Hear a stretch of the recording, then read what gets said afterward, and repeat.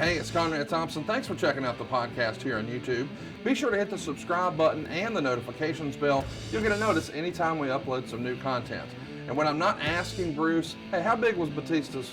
Well, you know. One of the things I like to do is help people save money. And if you're watching this video right now and you're in a 30-year loan, man, you're overpaying your single biggest bill and you may not even realize it. I want you to do a little experiment for me. Take your calculator out, multiply your monthly house payment by 360 payments. That's how many payments there are in a 30-year loan. That big scary number, that's your total of payments. You're looking at that number? You know you can do better. Keep more of your own money right now and go to savewithconrad.com. Or maybe you've got credit card debt. Man, it's not a matter of if I can save you money with that. Your average interest rate on a credit card is more than 20%. And by the way, all the interest you pay on those credit cards, it's not tax deductible. Whereas the mortgage interest, well, that is tax deductible. So if you owe this debt, it's up to you how to pay it back. Doesn't it make sense to get the cheapest rate possible and the greatest tax deduction possible? Find out how much money you can save right now for free at savewithconrad.com. You don't need perfect credit. Even scores in the 500s can be approved, and it's no cost out of pocket. But maybe best of all, we're licensed in more than 40 states. We can help more families than ever before. But how much can we save you? Find out right now for free with a quick quote from savewithconrad.com.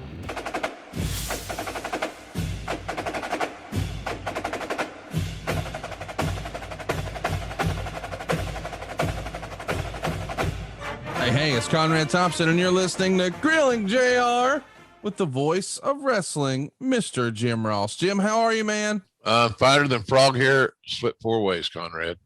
That's pretty damn fine. I'm good. Yes. I'm good, man. And good to see you.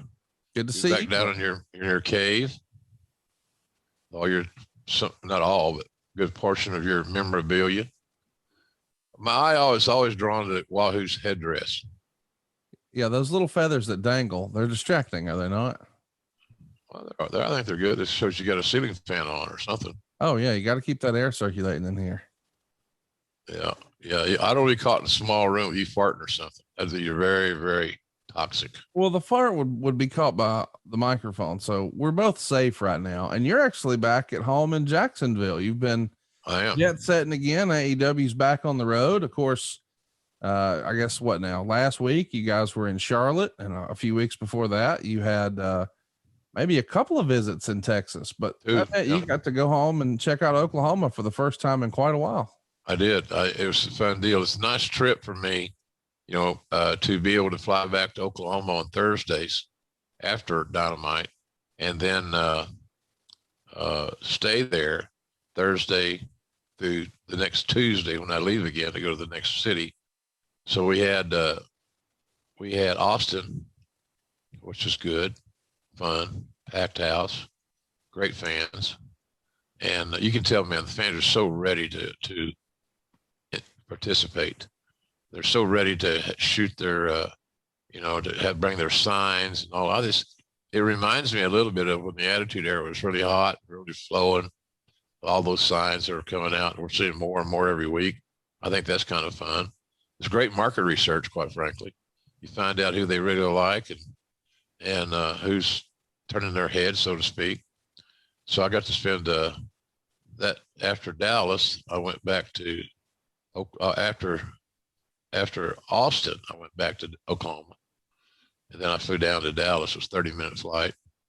Then after Dallas, I flew back to Jacksonville. I've been here ever since, except for last week in Charlotte. Charlotte's always a good wrestling city. I've always said that these cities that were kind of hubs in the territory days, like Charlotte was, there's a fan base there that's it's part of their culture. And, we saw that. We had a great crowd in Charlotte. And, we just finished. We came back to Jacksonville this week, which is kind of I don't think we've got too many more in Jacksonville, maybe first of the year or something.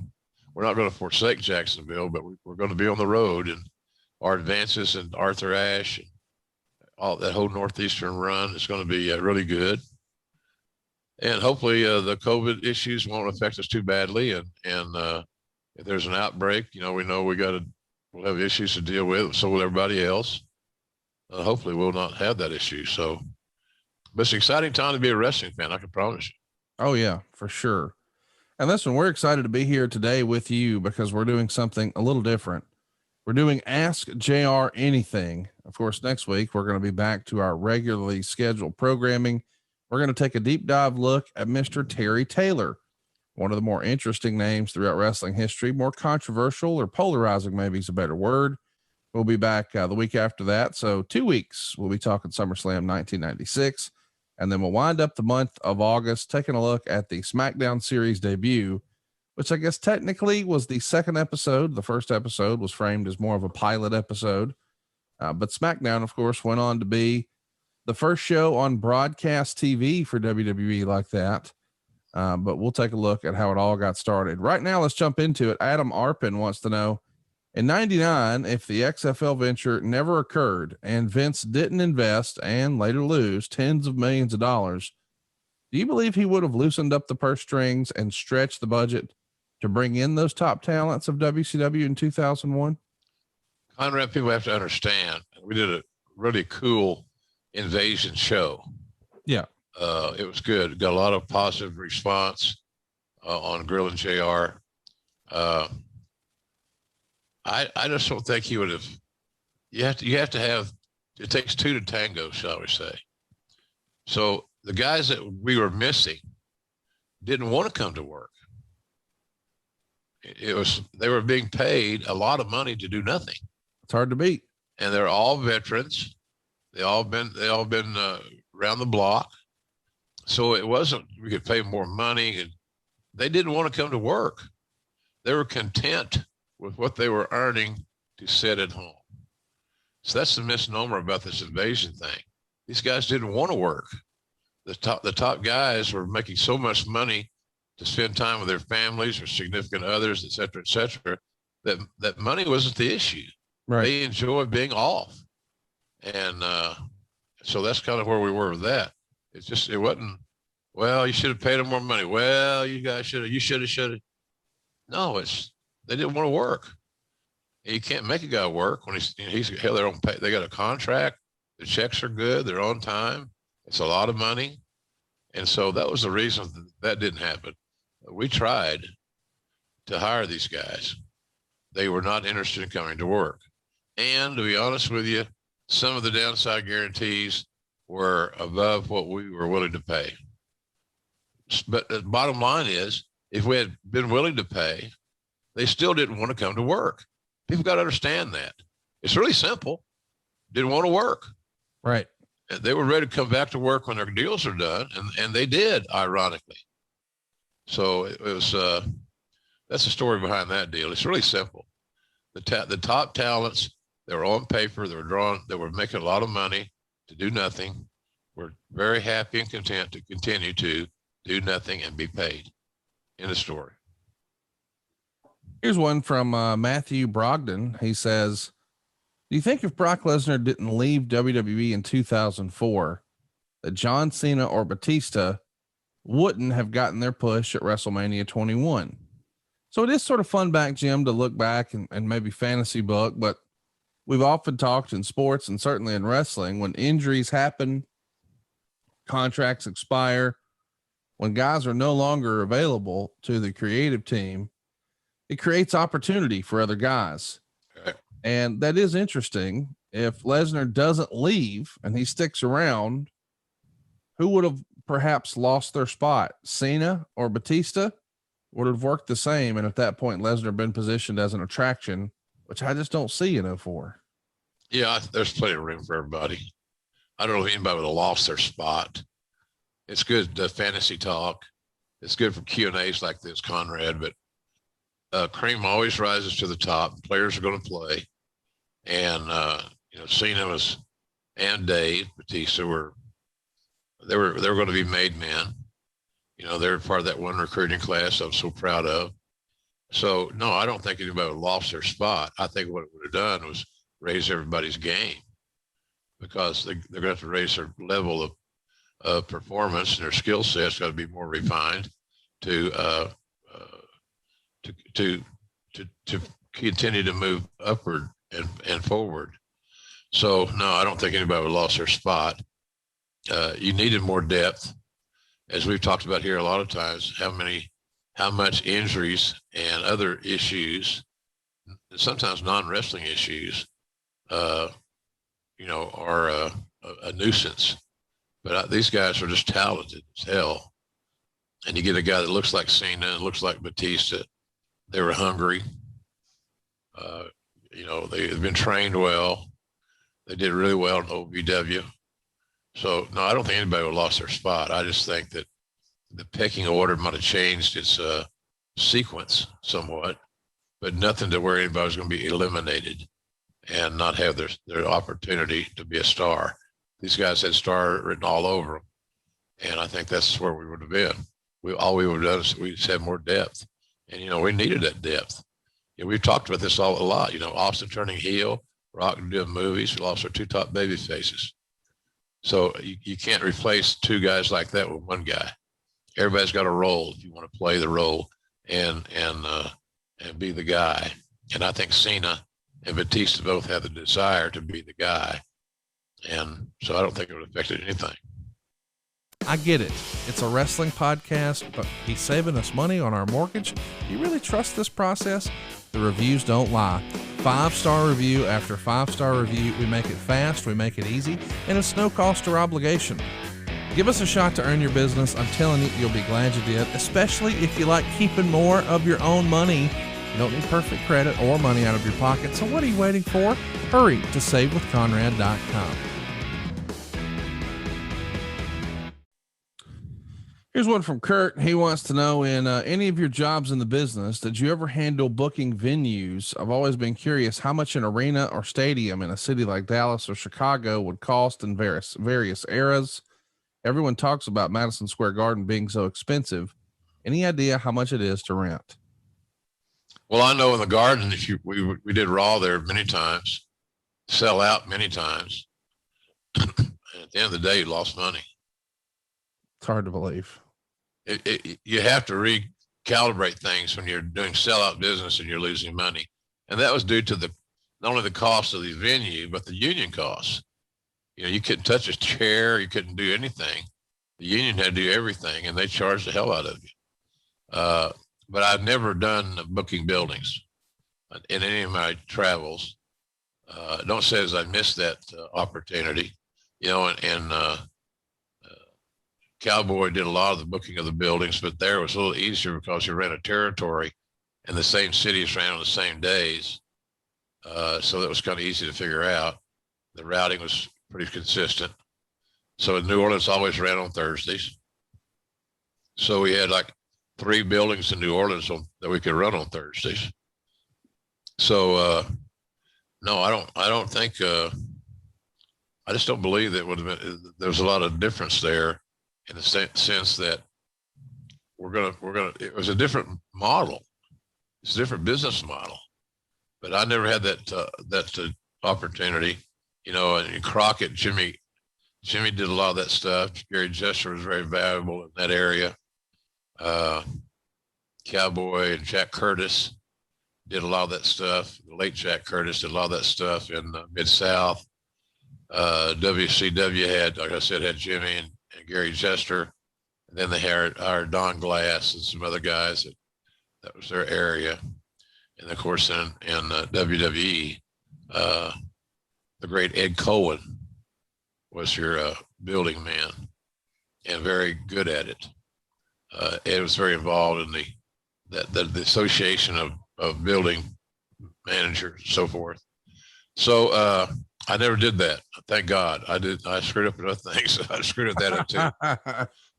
So anyway, it was good. It was good the way that worked out. And I'm glad I didn't have that chore, but we always had good people that did that chore. It's a full-time job. It really is a full-time job, babysitting and booking these buildings. In AEW now, we have Raphael Morphy. And Raphael does a terrific job of managing that aspect. Raphael's the one thought of and got the Arthur Ashe Center. Raphael does all the building bookings and the routing. And after over a decade in WWE, which is where I got to know Raphael very well, he was the lead market rep. even though Ed Cohen booked the buildings, Raphael ran a lot of the live events and TV shoots and pay-per-views. So we're very lucky in AEW right now to have Raphael on the team, in my opinion. And he's very trustworthy, very reliable, and he's got great skills. So that's how that works out. But it's a full-time gig, and if you're going to do something else, you got to multitask. But nothing can take priority over how you book buildings. I mean, I've talked to him about where we're going in January and in the spring of 2022 and all those things. But just in conversation, not, if he asks a question and wants a suggestion, I'm happy to provide that. But bottom line, this is Raphael's baby. He works very closely with Tony Khan, and they work well together. So far so good with that. But no, I was never involved in that area of the business, and I'm happy that I wasn't. Matthew wants to know, have you seen Edge's return to WWE? And if so, what are your thoughts on his work in 2021? I'm a big Edge fan. I signed Edge and Jay Resso, AKA Christian. And I don't know how it worked out this way. The talents and I have laughed about it. The fact that, their contract was $210 a week. I have no idea how they got $210. That was me doing it. I don't remember why $210. You got to have the talent's got to win occasionally on a negotiation. And it's just $10 a week. Well, then that's what it is. I have no idea. I don't remember the discussion about it. But I'm a big Edge fan. I'm proud of him. He's a good kid. I really had a great relationship. I don't mean to sound in a bad way, but I had a great relationship with his mother because of the Eagles. His mother was a big Eagles mark, just like I am now. And so we always, when I saw her, we'd talk about the Eagles, things of that nature. She was a single mom. And it's the things that Adam Copeland has done is nothing short of extraordinary, because he took a long, gratuitous road to get to where he is, to where he's earning a 7-figure salary every year for working part-time. That's how those guys are working part-time. Right. Now that the house shows are back, that might be a little different deal, but I don't know how many house show dates, live event dates, if you want to call them that, are going to show up on the schedule of a veteran like Edge. I don't know. Maybe fine. But I'm really been impressed with his intensity, his attention to detail. You can tell how tuned in he is by his promos. Edge's promos have been terrific. And the other thing is, we know, because there's an audience there to judge it by, that the fans are happy to see him. So he's over and he's earned it. And, I remember when it took a discussion to get him interested in just doing singles. He was so loyal to Jay and the Edge and Christian team. That's where they earned their claim to fame. But he was willing to give it a shot. And it was the best move for him personally that he could have done. Go on your own and build your own brand. So Adam's done that very well. Had a nice little run with the TV stuff he did. So I'm proud of him, man. He's a good guy. And, he has a nice, comfortable life there in beautiful Asheville, North Carolina, with his bride, Beth Phoenix. And she's turned into a hell of a broadcaster. Yeah. I'm really happy with her work. I like listening to her when I can. And she's a winner, and so is he. So more power to both of them. They're raising 2 beautiful little girls in a picturesque part of the world in Asheville. So he's done good. I don't know what more he could be doing to impress or to service his role in WWE. He's a big time player, no doubt. Big Extra says, when you were running talent relations, JR, did you have to negotiate the contracts of the other on-air talent, or did you just handle the wrestling talent? For example, did you have to negotiate with someone like Jerry Lawler or Michael Cole, or was that usually handled by someone else? That was Kevin Dunn deal. Kevin Dunn handled the announcers' contracts, including my own. I only handled wrestlers, managers, referees. Those were my agents. I did all their deals and paid them. A lot of them were on, getting paid by their service. So they got paid for pay-per-views, they got paid for house shows, et cetera, if they were booked. So I didn't have anything to do with the other announcers. And that would have been a conflict of interest, I think, and would not have gone well. So I'm glad I didn't have to screw with that stuff. But I don't know that Kevin Dunn apparently did a hell of a job doing it, because I never heard any talent saying, well, I guess I'm going to leave. I can't get more money. Right. Everybody got paid fairly, it seems like. I had a contract that was very multi-headed. I got paid for announcing. I got paid for being head of talent relations, all those things. So my deal worked out great. I was double dipping, as you say, but I was doing more than one job. And some of those jobs, like processing the payroll or booking the live events, the cards, etc., were just what I had to do. And so that's why my job was really never ending. I sounded like I pat myself on the back here and I want to break my arm, but that's what it was. Payroll should have been a one-person job. Booking the house shows, the cards, should have been a one-person job. But it was just an opportunity to show my skills and get paid for it. And the bottom line is that's what we're in the game for, to get paid. Here's one from Chris Holloman. Sorry. He says, if Stone Cold would have had only one more match, would JR would have rather seen him face Hulk Hogan or CM Punk at a WrestleMania? Part of me wants to say Hogan, but I just know the promos between him and Punk would have been amazing. What say you? It is fun to look back at Fantasy Book. Of course, we know Stone Cold's never going to wrestle one more match. And even if he would, I don't know that Hulk Hogan would be up for it, but in another time, in another place, in an alternate universe, years ago, would you have liked to have seen Hogan Austin at a WrestleMania, or do you think Punk and Austin would have been a better fit? Well, I wouldn't have disliked Hogan and Austin. Steve was never thought he had the chemistry to work with Hogan to a level that would have appeased them both. But personally, my choice would have been CM Punk, because I do know the story verbally would have been told very well. And the match would have been fun as hell to call. And they both were attitudinal. They both believed in this sanctity of pro wrestling and what it could mean and what it should mean. So without a doubt, for me, I had no hesitation. Austin and Punk would have been my match.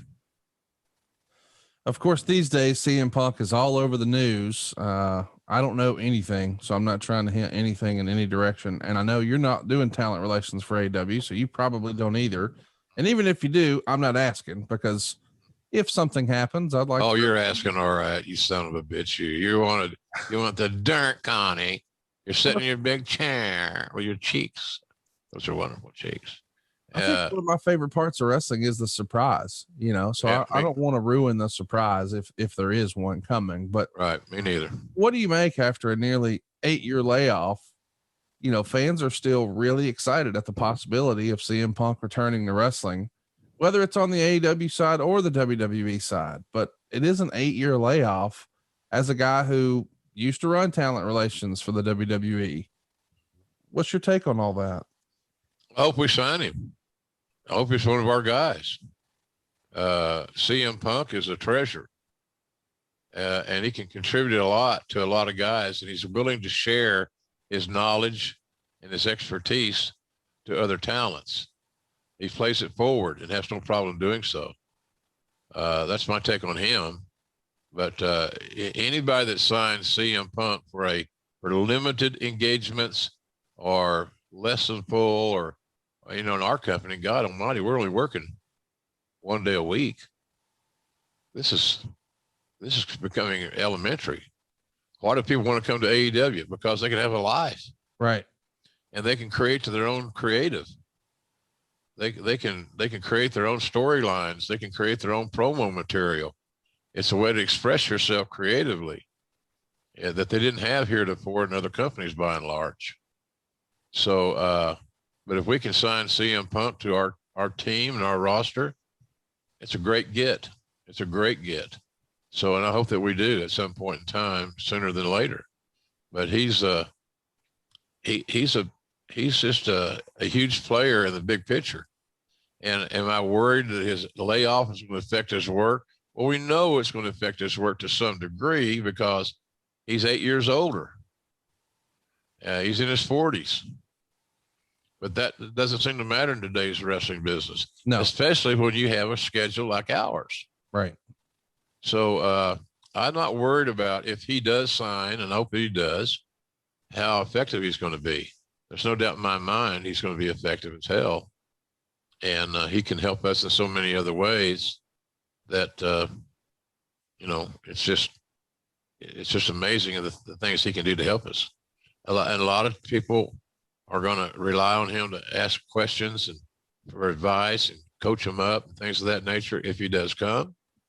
And he's the kind of guy that's willing to take his time to help a younger talent improve their game. We got a lot of very young, impressionable talents in AEW that I think could if they're willing to drop their egos and ask questions to Tully Blanchard or Arn Anderson or Jake Roberts and Dean Malenko and Jerry Lynn. I think that's a pretty good start for brain power and coaching and producing and so forth. So let's clarify: a coach, an agent, or a producer are all the same job. Right. They're given different names by different people sometimes for ego, and like WWE right now is their ego says our guys we do television, we do entertainment, so they're producers. They're fucking agents, they're coaches, that's all. And there's nothing wrong with that, quite frankly. Yeah. But if CM Punk signs with us, he'll be used and valued in multiple areas. And I don't think that anybody that's concerned about his in-ring game have anything to worry about. Dawson Fields writes, we've all heard the famous hotel fire alarm story from Bruce Pritchard and Gerald Briscoe. Did you ever have any close calls and memorable moments while partaking in some chocolate cake back in the day? Me? No. I had no problem at all. It's how you control your game. So no, I don't know. What are you referring to? I don't know what you're referring to. Well, we're referring to once upon a time, chocolate cake was not as widely accepted as it is now. Yeah. And perhaps it may or may not have been illegal. And if you perhaps enjoyed a little chocolate cake on the road, maybe there was a close call where an officer of some sort maybe had some questions for you. I don't remember that. Did it happen to me? No, I think that's what he's asking. I don't know that there is a story. Oh, okay. I got wanting to know if there's a story. I thought I had another senior moment. Hell, I don't remember that happening. No, I didn't have any issues with it at all. And our time was fleeting, to say the least. So I didn't really. It's hard to carry the flour on the road. I would never do that. I didn't do it much. But I know the boys were fearless. I thought I had too much to lose. Right. Being a senior officer of the company, I didn't need that on my resume. So, no, I dodged that bullet. The chocolate cake use was most famously referred to with me and Heenan, or Heenan and I should say, or Heenan and me. Whatever, we got it. Yeah. It bothers the shit out of me. I listen to these guys that do podcasts or do radio shows. Me and so-and-so, me and so-and-so. How about this? You're a fucking broadcaster. I don't want to, me and this, me and that. How about just giving proper English so you don't make yourself sound so fucking stupid? I mean, really, come on. He killed him. Now, if you're in the kitchen, who is he? And who the fuck is him? He killed him. Sting. Oh, now I got it. Sting's in this equation. He killed him. Goddamn, we're pronouncing ourselves right out of the goddamn game. So, no, I didn't have any of those issues, Connie. That's why on the road, we drank. Right. Significantly. And Vince always had Crown Royal on his plane, which I traveled on 95% of the time, which I always appreciated. The little flight attendant that worked for him always had my Crown on the rocks ready when I got on the plane. Then I started drinking that shit like it was a Diet Peach Snapple. So, no, I didn't have the other issue. The famous chocolate cake was me using chocolate cake medicinally to calm Heenan down, because we had 3 challenge shows to voice over, and we want to get those summits done in 3 hours or less, because it's a 42-minute show. Right. And so sometimes Bobby needed extra motivation, or he came in stressed out or upset about something. And he was an old school guy. And when things are really, really good and you're making good money and things are seemingly going smoothly, you start wondering, well, what's wrong? Right. There's got to be something wrong here, Conrad, because this is too good, too smooth. And so that's kind of how I looked at Bobby. I love Bobby, still love him. I miss him all the time. I think of shit he said to me that never made an error. He was always funny and always poignant. So that's why he was so fucking good. He was just a natural communicator, as good a communicator as I ever worked with. I would say that he and Lawler were the 2 top guys I worked with that could do everything. Lawler could wrestle. Bobby could wrestle. Bobby was a great heel. Took one of the best ass whippings in the companies in the wrestling business. And Bobby could manage, and Jerry could manage. Bobby could do commentary, and Jerry could do commentary. And they did it, all those little tasks, at the highest level. Right. So I was very privileged. That's what my career was always reinforced, because I was working with great talents. And on those great talents, you don't try to change them. You just try to get them the ball so they can shoot threes. And that's what happened with Heenan and Lawler for sure. And I'm not saying they're the only guys I work with that I like working with. I mean, I only got to work with Paul Heyman sporadically, because he would normally implode at some point in WCW. And because he was smarter than the guys on the booking committee by and large, and he knew it, and he told them, and they didn't want to listen. So, but no, the chocolate cake thing was a Heenan reference. And that would be when we would leave before the food would be catered in, and let's go for a ride. He called me a redneck or something. So did Monsoon. And we would leave and take a pass around Stanford, passing a bone. And come back, and everybody would be positive and happy and creative. And it gets good shit. Jason Bayless wants to know, was JR heading up talent relations when the incident happened with Henry Godwin in the LOD, where he broke his neck, taking the flip version of the Doomsday device? And the first show back, they wanted him to do the flip again, and he threatened to quit if the finish wasn't changed. Does any of that ring a bell? I guess this is a story that Henry has told over the years. I think I remember the injury. I don't know what my role in the company was at that specific time. I think you were talent relations, because that would have been after JJ had left. Yeah, then I was there. Yeah. You look at it at that time like it's just a freak thing. But, Mark Canterbury, a.k.a. Henry Godwin, was not comfortable taking that bump anymore. And so all you do is you don't make it a big deal. You just move off that point and move on. Figure out something fucking else, hawking animal. You're guzzling people anyway. You're going over Right. So what the fuck do you care? You know, you're being fed talents to embellish your persona. If you're not smart enough to figure out a finish number 2 or 3, well, we got issues. But normally Hawk and Animal were of the mindset that we're versatile. We're not just muscle heads. We can do more than this. And so they come up with something else. But I would have been right there with Henry. If you got hurt before and you don't want to do it again, we ain't doing it. And if the Road Warriors have an issue with deviating from their finish, then we'll address it with them, and we're still not going to do it. There's nothing they can say. Oh, we're going to quit if we can't do our finish. Well, then fucking go. Have at it.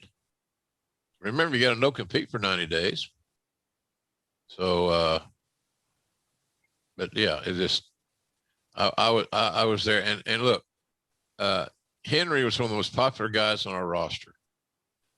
He was a popular guy. He was fun to be around. He was hardworking. He was reliable, very reliable, big, powerful athlete. Goddamn, what a defensive lineman he would have made. Big, good feet, fast. But no, to protect the talent and the company, we ain't doing it. Now, so what part of that, Road Warriors, do you not understand? And that's how you had to deal with those guys, because they were like great poker players. They'd put their bluff in. Could be a little intimidating, but we still were not going to go down that road. Robert Gordon says, "Hi Jim, could you explain the differences in calling matches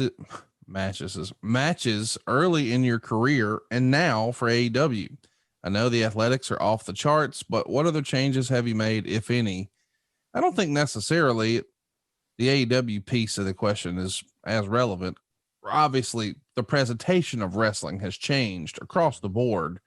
You go back to when you first started working with the Cowboy as a broadcaster, and now, now we're pushing people to apps and we're pushing people to online stores. We're not exactly saying, don't forget, we're going to be down in your area so-and-so next Thursday, whatever, get your tickets today, blah, blah, blah. So the whole presentation of a broadcaster has changed. What do you think the biggest differences are, Jim? It's probably now more oriented to storytelling and not calling hold by hold. Right. When I worked for Cowboy, he wanted a sports-like presentation.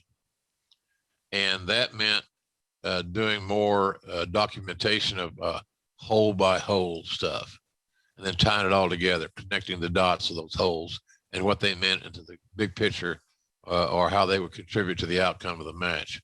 Nowadays, you sprinkle that in and you focus more on the storytelling. And I think that's probably the primary difference. For me, I don't change a lot. It's what I've done has worked. I think people like to have stories told. So, but that's probably the biggest issue. Less play-by-play, meaning I'm naming you the holes and here's how they work and blah, blah, blah, versus storytelling in general. What this hole means to the match, what this rivalry consists of, why are these men wrestling or these women wrestling, et cetera, et cetera. So it's changed some of the little nuances, but the foundation is telling stories featuring two rivals that have a clearly defined reason for wrestling has not. And if we start screwing with that, then we're going to lose people. People want to, you can't detach verbally what people are seeing visually. You got to tie things back together. And so in other words, if I'm going down one road, Conrad, and the match is going down another, we have a problem. It's just that when we get back on the same road, we might not address every headlock. Excalibur does a great job of identifying the tope suicidas of the world and some of the things that, that used to be a tope. dive, the torpedo dive through. It's been around forever. I remember sitting at ringside one time with Al Snow, and he was going to use that in a match. And he told me, and he explained what a tope was, because it was a Mexican wrestling presentation. Mexican, right. And so if you didn't have access to AAA or whatever, you didn't know. Then occasionally, then more Latinos started filtering in, and they would use what they knew. And so then we had to figure out what those things are. But stories have the basic foundation of doing wrestling commentary has not changed, except it's more storyline, storytelling driven than it was in previous years. John Ryan wants to know, has Vince McMahon reached out to you since you've been working for AEW? And also, what's the closest you ever came to walking out on Vince? So we'll answer those one at a time. Surely you've spoken to Vince in more recent years. Don't call me Shirley Conrad. Son of a bitch, you. God damn Conrad. He called me yesterday and wanted to know what he should have for breakfast. I have talked to him on my birthday. Yep. It's January 3rd. If you folks are keeping score, I'll give you an address. You can send gifts, preferably cash and envelopes. But that's about it. You know, it wasn't like we talked all the time anyway. When I was in the office, we talked every day. Right. Multiple times, every weekend, virtually every night, like your boy Brucey is right now. Sure. So that's just what it is. I'm not knocking Bruce or anybody else in this question, but we just don't have the occasion to talk. We don't have a lot of What are we going to talk about? You think he gives a shit how I'm doing? You think I give a shit about how his workout went this morning in the gym? No. I care about his health. I care about his welfare. I care about his sanity. But other than that, I'd be lying to go past that. So no, we don't talk at all. Like I said, occasionally I'll get something from him in the holidays. Then because my birthday is so close to Christmas, I always get a shout out, and I appreciate it. And I do the same to him. He always gets August 24th. I think his birthday is the 24th of August. I will send him a text. Happy birthday, you old bastard. And then I'll kid him about his workouts, and he'll send me a damn videotape of him bench pressing 8,000 pounds or something. Hey, I admire him for it, man. At his age, to even go to the gym, much less work out heavy, pretty damn impressive. So I don't have any, I know that if he knows if he needed something that I could facilitate, I would do it. I owe him that. It's like the Steve Austin story. We owe it to Steve to let him turn heel. He's done a lot for us. Vince has done a lot for me. So if there was something I could facilitate to help him, I would. I don't know what that would be now. He didn't need me. And luckily, because I got Tony Khan, I don't need Vince. So it's just not very regular that we get to chat to Connie. The follow-up question here, what's the closest you ever came to walking out on Vince? Was never. I didn't think so. Never. I never quit the game I'm playing in. Yeah. I just walk away. I'm out of here. I'm through with this goddamn play. That's the boys. They're brave as shit until Vince walks in the room. Then it's, hey, boss, you pussy. You're a tough guy until, that's why I was so I think valuable to Vince. The boys would talk to me like they wanted to talk to Vince. Right. But they knew they had better sense, believe it or not. So I never want to quit on anything. See, I found, Conrad, years ago that quitting's the easiest thing in the world to get good at. Yeah. It really is, man. So I'm not going there. So I wrote out the storm. I saw on Twitter a day or two ago, maybe longer, where I had returned to, it was 10 years ago, where Triple H brought me back. And there was a little video clip on Twitter of him announcing that, me getting an introduction. Of course, a Road Warrior pop, without a doubt. You know that's going to happen. Of course.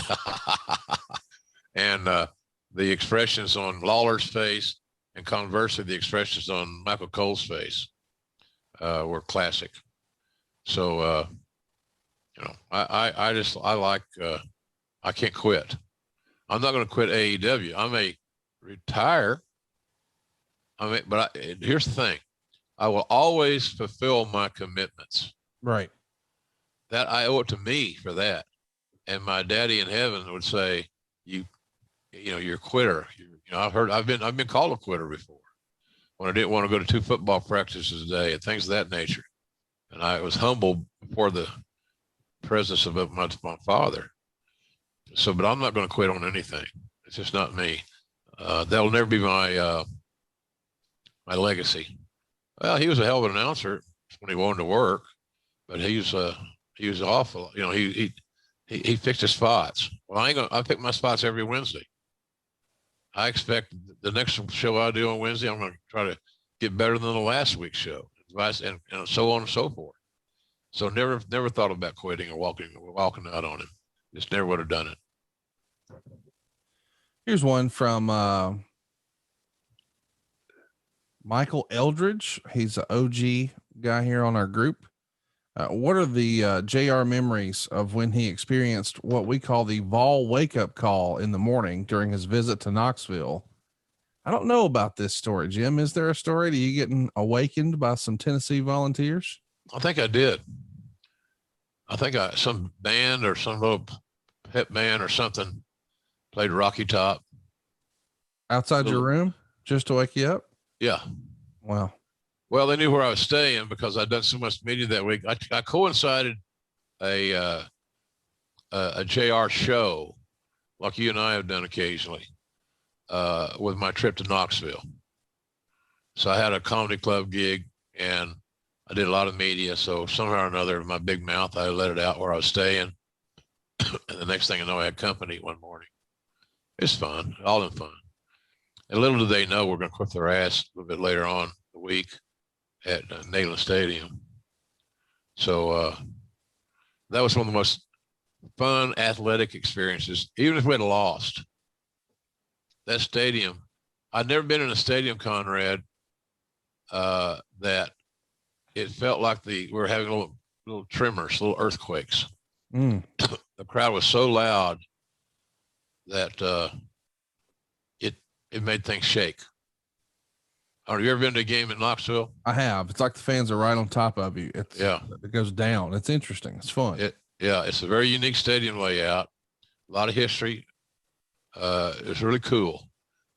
Again, I compare these things to the Normans, the Tuscaloosas of the world, the Tennessee place, or Oxford. Any of those college towns provide you a great atmosphere. And I always thought it'd be different than like Georgia Tech's in Atlanta. Right. So I don't know if they're the star of their town. But I know who's the star of the town in Tuscaloosa. Oh, yeah. And I know who the star of the town is in Norman. So there's something about this, like being in like our last trip to Charlotte. It was a hub of a territory. And just like Dallas, hub of a territory. So those are cool places to experience, quite honestly. But yeah, I got awakened. I thought it was funny. I thought it was creative, and it showed some initiative because they were up early. I just went back to sleep. I didn't sell it. You got to no-sell things, Conrad. Just no-sell the shit out of them. Nice follow-up question here from Mr. Eldridge. He says, had JR gotten the executive producer position instead of Eric Bischoff, what would some of his creative plans have been to turn WCW around? That's a fun little fantasy booking, allegedly. Once Yeah. upon a time, you and Erich were both gunning for the same seat. He got the job, and slowly I did, and I didn't. he showed you the door, and it worked out. You wound up on the biggest run that the WWF ever had, and you were a big part of that, of course. And under his tutelage, they signed Hulk Hogan and, of course, created the NWO and Goldberg, and they reached new heights as well. So it all worked out the way it was supposed to. But what if you had gotten the reins of that thing on the heels of Bill Watts? What would you have done? Well, I'd have reprioritized wrestling, more physicality, more believability. Talent wise, I don't know if I would have had the vision or the motivation to go out and pay for a small farm for Hogan, knowing that he's going to be a part-time guy, knowing he's going to be the star of your television show, but he's not going to work live events. So a lot of it would depend on the budgets and the mandates and the head office and what you wanted and what they didn't want and so forth. But Erich did a great job in that role. I've always been impressed with what he did. And I'm not so sure I would have done better, because I think everything that happened was meant to be. My journey to WWE, my journey with with Vince was irreplaceable in my career. So I think it all ended up like it should be. But I would have probably emphasized a little bit more wrestling. Would try to get not too many cooks in the kitchen. And I think sometimes it seemed like, from an outsider looking in, that there are a whole lot of cooks in the kitchen there creatively, and that too many cooks can spoil the stew.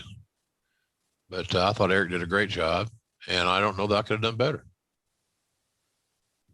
Interesting question here from Chaz Green. Hey, JR, fans know commentators are supposed to look at the monitor when calling a match, as they're trying to call what the television audience is seeing. But when your announce table gets destroyed through a match, do you immediately just revert to calling what you see right in front of you at that point? Or is there a backup monitor? There's usually three monitors at the table. Hopefully you got one of them working that you can actually lay eyes on. But other than that, you watch the ring at that point. So yeah, you still got to be focused on the action. However you can obtain that visual is what you can do. It depends on the scenario. So, but there's usually a monitor someplace there where you get a peek at.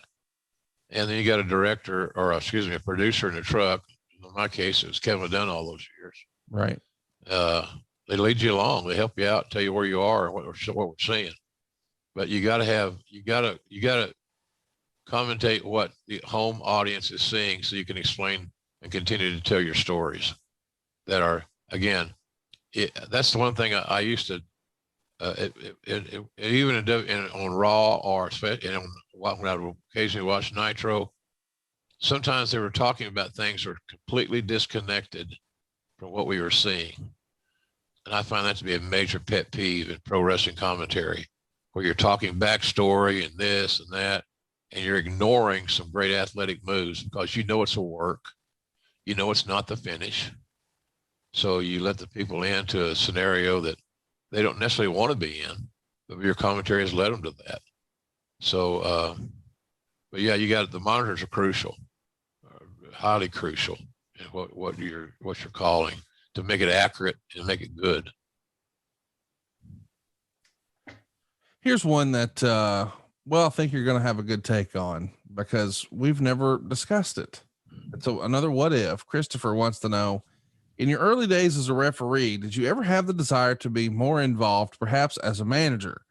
WWE seemed to try this with you as the whole fake Razor and Diesel thing, and then again as Dr. Death. But was being an actual manager anything you ever wanted to do? And I don't think once you were an announcer, maybe that was probably your deal, but it is interesting to think, could you have transitioned from a referee to a manager? That seems like something you would have had fun with.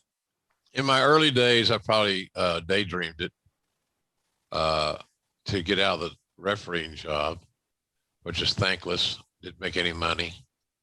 I rejoiced when I made $60 a night. And that was later on. more often than not, it's at $40 all in too. It wasn't like you had a per diem. It's $40. That's it. Hotel, gas, food, send money home, $40 a day. That's why you want to be booked every day. That's why you didn't bitch and moan about being booked 7 days a week, because you're just doing the math at that point. Right.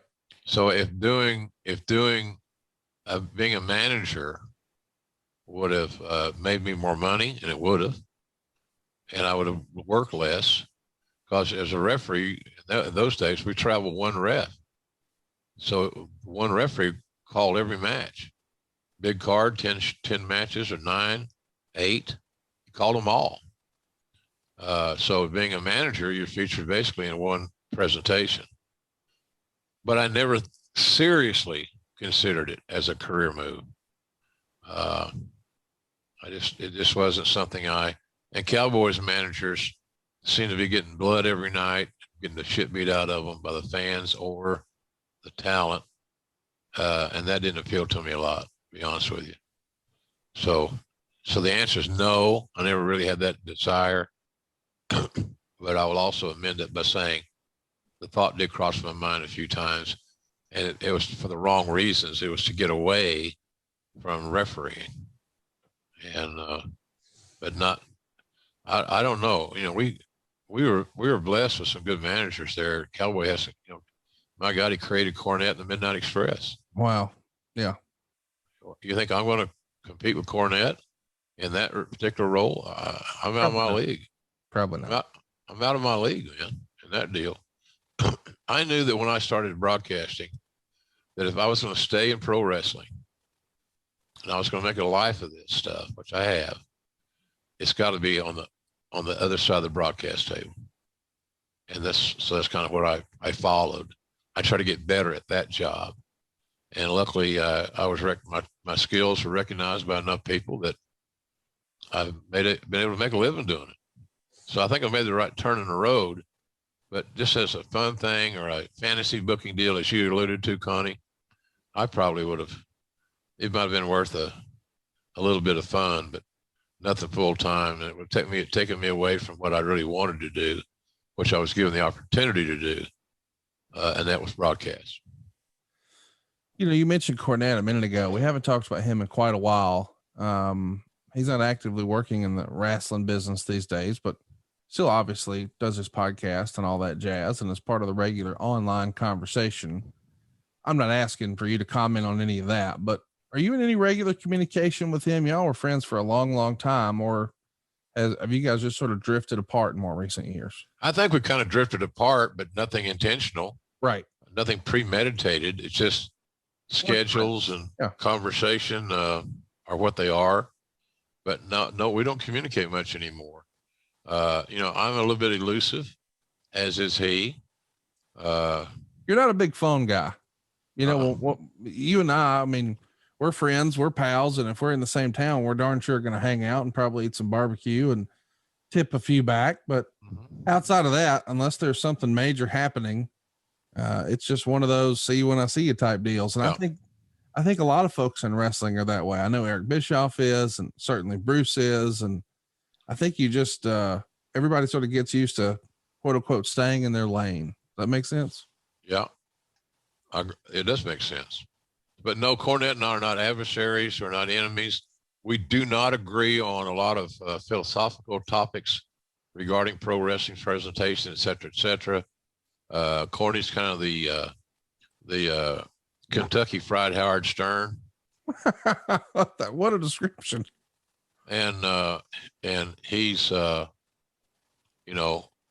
knows his, like you said, he knows what lane he belongs in, and he's really good at it. But he is controversial, I think, for a reason. He doesn't have a major platform. He doesn't have a weekly television show to promote his stuff. I think he tries to attract attention. Nothing wrong with that. You and I do it. We try to attract attention on all your 3,000 podcasts you do each week. No, listen, he's got it figured out. I mean, he has his fan base. He obviously has a very successful show, and I know that sometimes that's not too complimentary to everything that is happening for your company, and which is why I said, oh, we don't have to talk about that. I was just curious in terms of pal to pal. It's one of those see when I see you deals. I still consider Corny a friend. Yeah. And the frequency of phone conversations doesn't judge the level of friendship. So, I've known him for over 30 years and he ain't changed. A guy Cornette, he's always been that way. He just now has a better platform to get the word out. He's always been controversial. He's always been opinionated, high strung. But it's also some of those qualities are also what made him arguably the best manager ever. Now, are there other guys? Well, how about Gary Hart? Well, you said Gary Hart. How about this guy? I'm not knocking any of these guys. Right. But to have a list of greatest managers of all time and omit Cornette because of his political views is ignorant. So, we don't talk much.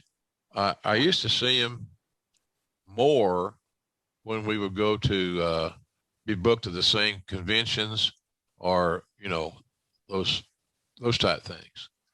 I saw online at Facebook this week how many people were at that gathering in Charlotte. I wish it had been this week because I got to see a lot of old friends. Yeah. And they would all ask for comps. But I saw him at events like that and always enjoyed the hell out of it. I find him entertaining. I don't have to agree with him philosophically to find him entertaining. And so I'm open-minded enough. He's not going to change my mind on a lot of things. So what? Yeah. What does that mean? It means we have a difference of opinion. That's all. Yeah. So no, I don't keep in contact with Corny as much as I'd like to. And we're all going to say the same thing, Conrad, going forward in our lifetime. I wish I had stayed in closer contact with him because you wake up some morning and one of your buddies is gone. And here in wrestling, we have a small fraternity. So you wonder about when you see a guy, is that the last time you're going to see a guy? And I don't want to be that person. I don't want to be that person. I want to, somehow or another, I got to figure out how to do a better job of managing my friendships and staying in contact. If nothing else, it's a text message, something where you let them know you're thinking about them. But I will tell you some of my most entertaining conversations I've ever had with Cornette. Of course. He's just entertaining as hell. So, but I wish things were different and that I think he has so much to offer to any wrestling company, but he's just challenging to work with. He needs to call the plays and, he's just, that's just him. So I have great respect for Corny. Don't agree with a lot of the stuff he says, but I know that he's paid his dues and he became as good as anybody in wrestling in his field. And that's a great accomplishment.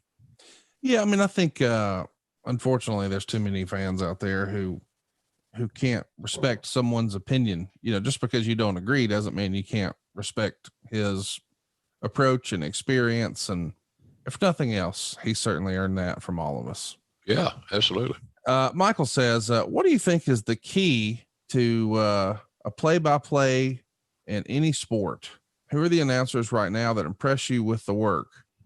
So in terms of not professional wrestling, we're not going to ask you to comment on that, but other sports, whether it's football, it's baseball, what is the key to being a quality play-by-play guy? Well, I like Joe Buck. I think Joe Buck's smooth, but he's always prepared. That's one thing you got to be. So in other words, you got to have product knowledge.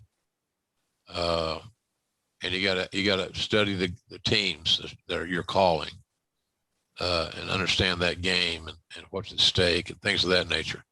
But being prepared, being genuinely enthusiastic and not plastic enthusiasm is really important for me. I don't like to be talked down to. But Joe Buck is probably the top of the game now. I like Al Michaels, but you hear Al Michaels and all of us older guys kind of repurpose a lot of our material. Al Michaels does that all the time. Nobody seems to care. but he's got a great gig there on NBC. But he's one of the better skilled all around guys. I like Al Michaels. But back in my day, as Tony Gurria would say in catering, in my day, I would say my number one was Keith Jackson. I love Ray Scott. I like Chris Schenkel.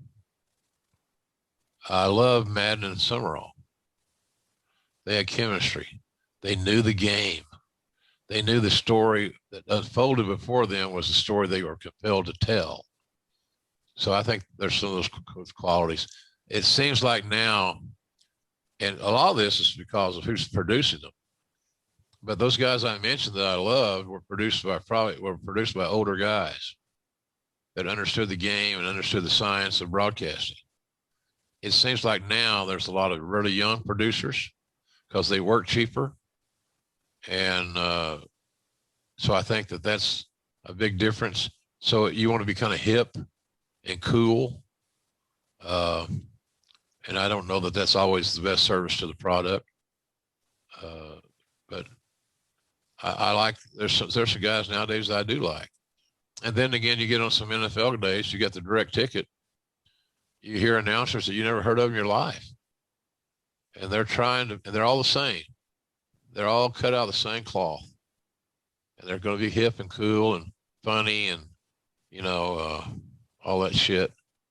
It's just unnatural. It's not unnatural to be funny, Conrad. It's unnatural to go out of your way to be funny. Right. And as they say in wrestling, comedy doesn't draw money. Sorry for you comedic wrestling fans. You believe that funny don't draw money? Yeah, I agree. Absolutely. Without a doubt. I'm not going to go to a wrestling. You're going to go to a live event because it's going to be funny? No, you're not. Funny what? They're not going to stop in the middle of a match to do stand-up. Or they're not going to do the old Ric Flair spot where they pull the tights down and expose your ass crack. So, yeah, I believe that personally. I think wrestling is a better suited to be a reality-based dramatic presentation. You're going to get some, we're going to get some discussion on that. So I want to clarify. You're not saying that comedy doesn't have place on a wrestling show. No, but it's not necessarily the marquee attraction that is a needle mover, that is a ticket seller. So you got to have a marquee matchup that fans really care about, an emotionally invested issue between two badass athletes on top. But below that, yeah, you need to have a let me up match. It's okay to have a funny little skit here or there, but the whole show can't be a variety hour, right? Yes, absolutely. Well said. It's like a variety show, and in a sense, but I don't believe that that's your ticket. Your ticket getting in the door is not comedy, and I think too many guys rely on that because their fundamentally storytelling skills and their wrestling skills are still evolving, and they don't have the confidence in that part of their game. But they know if they do something stupid, leap over the top rope, catch your toe on the top rope, and take a big bump, that'll get a laugh. And I don't think people go home and said, you know what, man, I want to go back because I want to watch that guy follow the top rope again. That was just funnier than shit. Right. So you're right. Does it have a place? Absolutely. When it's used in a timely, opportune fashion, but it can't be the primary storyline driver of the comedy. Especially heels that are trying to be, two things that burn my ass. Heels that try to be cool. Yep. And wrestlers that go out of their way to try to be funny. It just doesn't fit. That's the way I look at it. And I'm not an old school. He's passing by. JR's old. He forgets names. He doesn't even know what show he's on. I hope he has another stroke. Thank you very much out there. But no, I don't see that.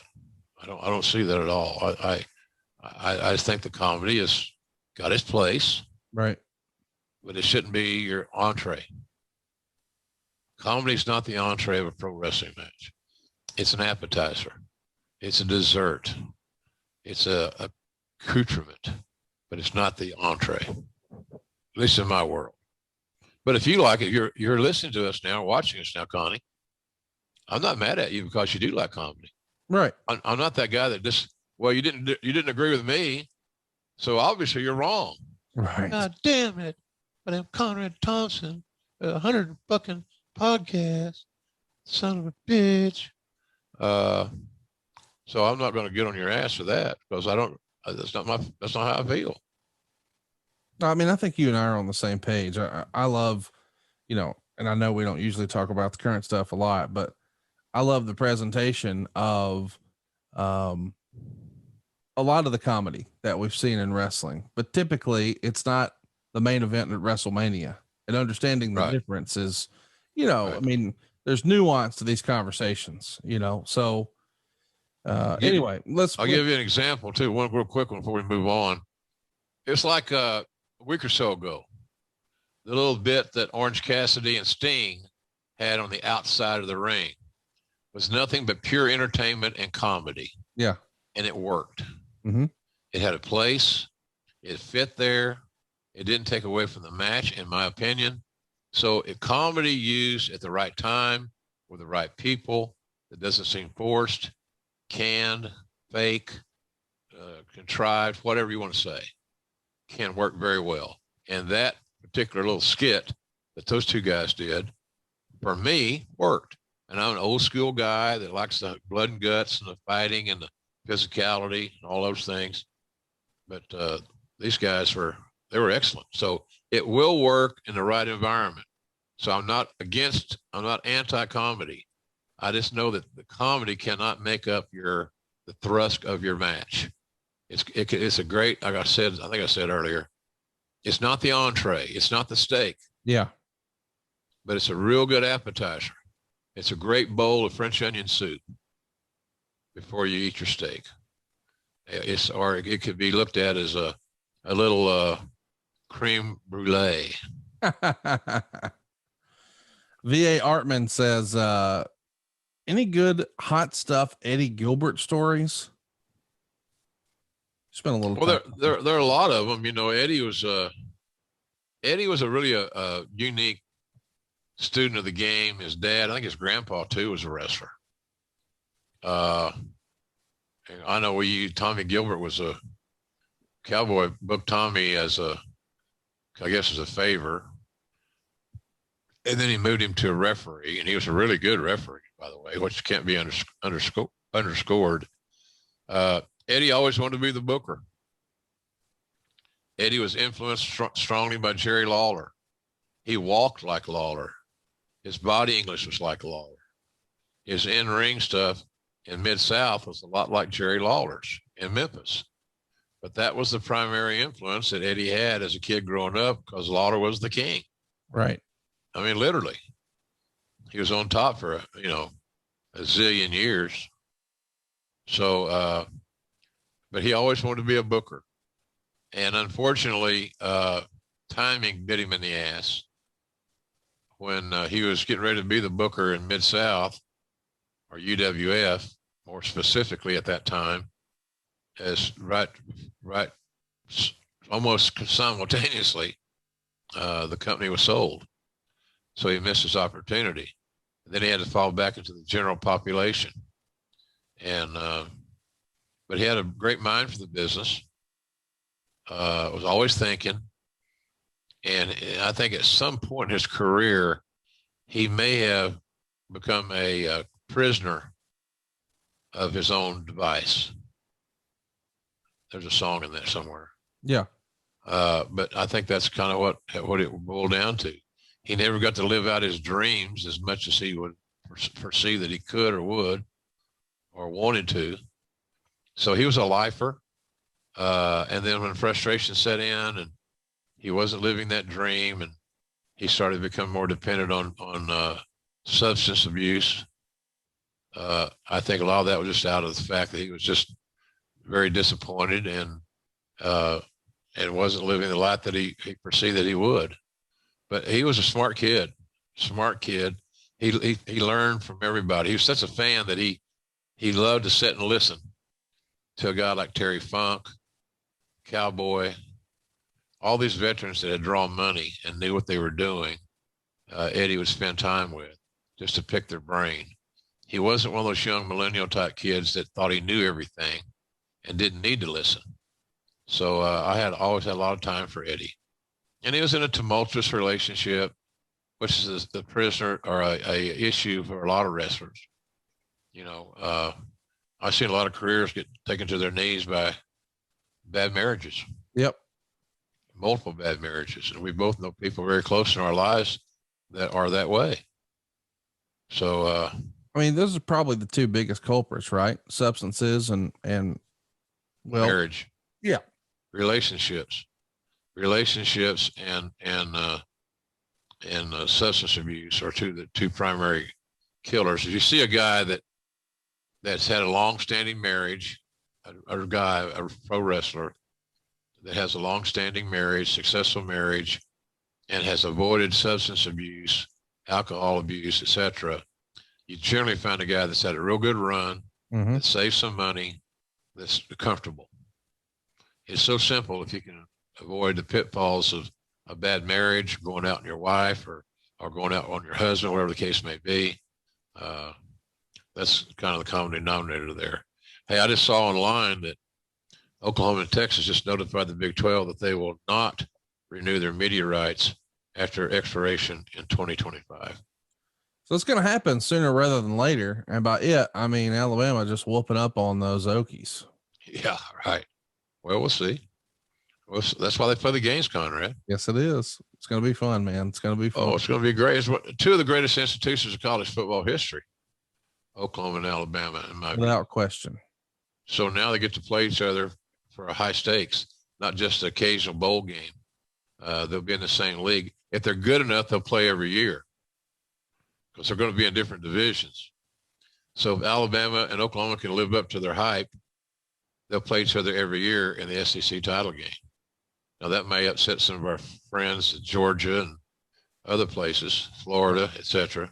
I mean, right? You're telling the truth. You're just spitting facts over here. That's all I'm doing. And I said to somebody the other day, I was being interviewed by a lot of different people. You know, our AD, smart guy. Yeah. And he's a good man. He's one of my better friends in the world. And so I just trust him. He's the expert in his field.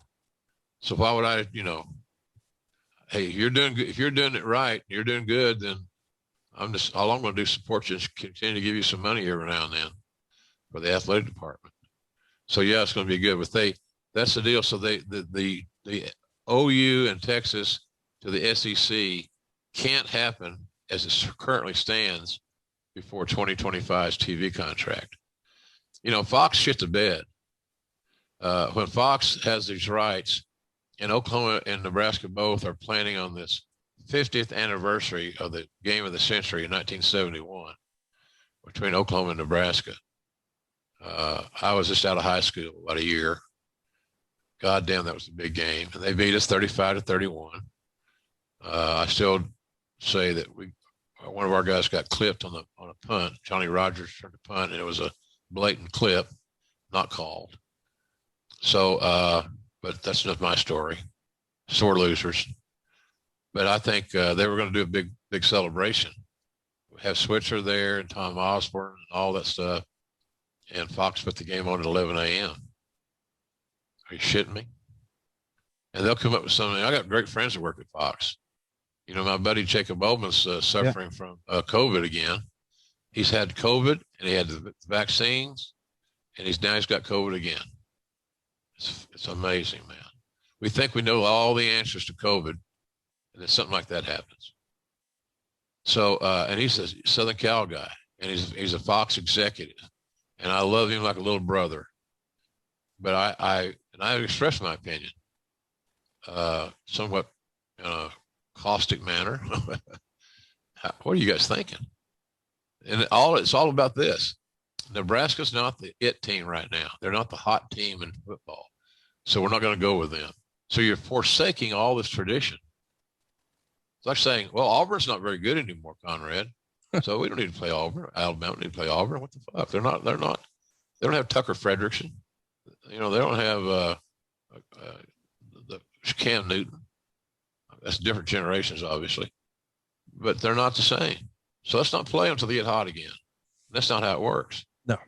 So that's not that. So I think I had a buddy of mine, my buddy Wallace Marsh, said very poignantly, as a matter of fact, he said the fact, I'll paraphrase, that the Big Eight the Big Eight disintegrated the day that it was announced that Fox was not going to move that game to either a 2:30 or a night game. And I think he's right on the money. When the league saw that there was no support from the team saw there's no support, OU saw there's no support for them, and to get consideration to move this game, not even prime time, just move it to 2:30. 11 a.m. 11 a.m. is an early kickoff. It's 11 a.m. on Saturday morning in Oklahoma. It just didn't make any sense. And I think that they saw where the cards lie, and now that made their decision to move on a little bit more easy. Stephen Watts wants to know, does JR remember the reaction of Cowboy Bill Watts to the build and success of the very first WrestleMania?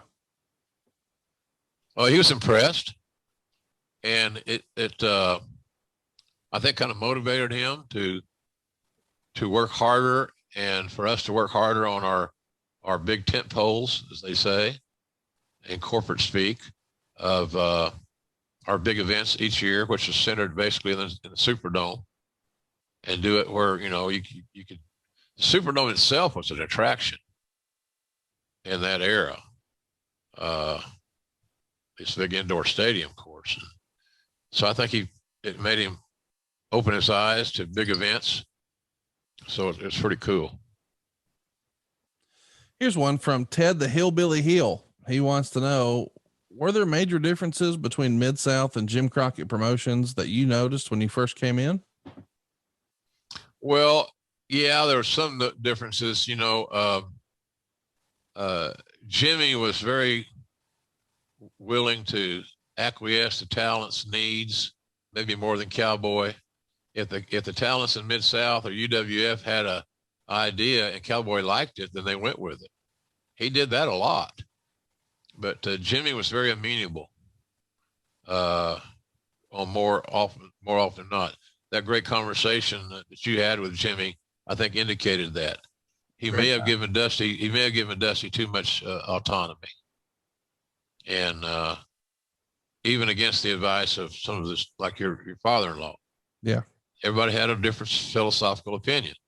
I don't know who's right, who's wrong. It doesn't matter now. Irrelevant. Dusty's gone. God bless him. And Jimmy's gone. God bless him.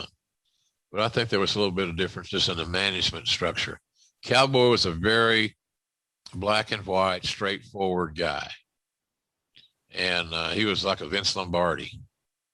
No bullshit. And you're going to run his plays.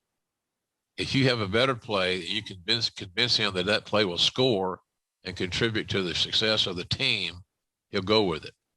But you can't just come in and say, I don't want to work with him anymore. Well, who do you want to work with? I don't know. I just want to work with him. So you're a problem solver, a problem identifier. You're not a problem solver. And it seemed like Jimmy was more of the guy that would acquiesce, even though he may not have wanted to do it in his own mindset. So there's a little bit of difference there. But fundamentally, as far as the physicality and the toughness, et cetera, then it works out. It would work out, but that was a big difference. I think it's at the top. Bill never had a booker that was as strong a booker as Jimmy had with Dusty. Dusty had a lot of stroke, and he lobbied for that. He positioned himself for that. That's the way Dusty felt comfortable booking. I'm not saying it's wrong. I'm just saying that's his philosophy. Yeah. So, but other than that, in-ring stuff, you had a lot of old school guys that loved to work hard, loved to work physical, tell believable stories. So I think comparing those two things, which are very important, we're a lot alike. Here's one that Well, it's going to be controversial. Tim Burr wants to know what exactly happened with Sean Stasiak supposedly recording wrestlers. Who complained about it? Who had to fire Stasiak? What was his reaction? I remember some of those details. Recording wrestlers doing what? Allegedly, he was recording conversations, and someone brought it to the office's attention. I've never talked to Sean about that, so I don't know exactly what did or didn't happen, but supposedly he brought a little handy dandy pocket recorder along with him. And when some of the guys got wind of that, they were none too happy. And someone somewhere wrote his ticket out of there. He lost his trust. He lost the trust with his teammates. He betrayed his teammates in that regard. And I'm sure if I was on duty at that point in time, which I think I was, it's probably me that fulfill the orders of the chairman of the board. You can't keep a guy like that around. That's why I remember telling him, we can't come back from this right now. There's got to be distance between this issue and any return that you may or may not ever make. I just think it was socially immature. He was a little naive, and he had a vision also. He talked about a lot of visions on this Q&A, but he wanted to live his dad's life. He wanted to be the WWE champion, if only for a weekend. And kind of like that, the heart punch Stan Stasiak did. Mm-hmm. So, once you lose the confidence and the trust of your teammates, there's not really any compromise or coming back from Conrad. Now, if you're the main event guy, they'd have figured it out.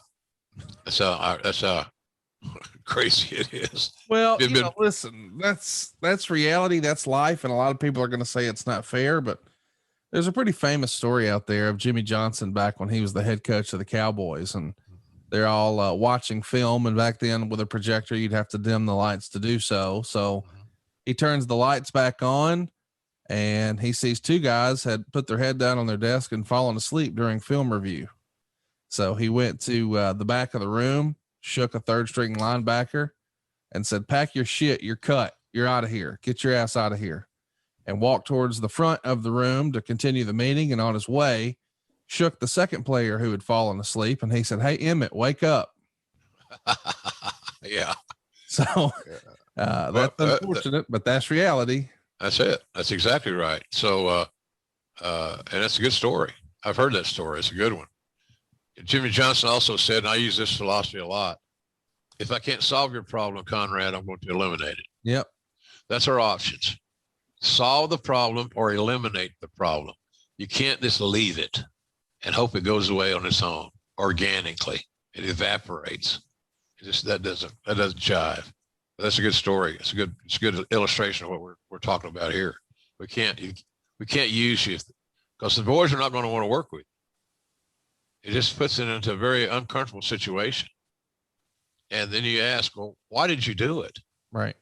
What is your reason for doing it? Was there, if you're recording big drug deals or attempt to overthrow the government or whatever, then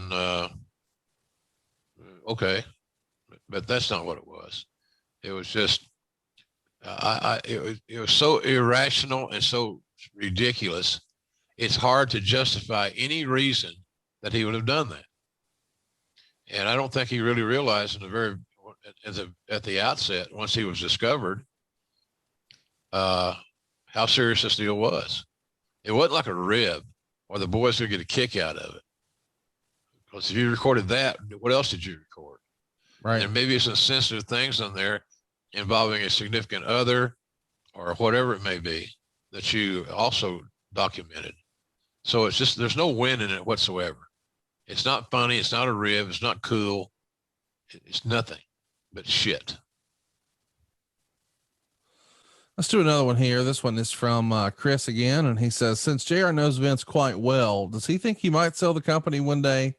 Or is Vince simply going to do this until he physically can't do it anymore? Well, I think that Vince is going to do this until he physically can't do it anymore. That's the answer to that. Yep. But Vince is a great businessman. If the right offer came along that would make sure that some of his key players are still taken care of, like Hunter and Stephanie.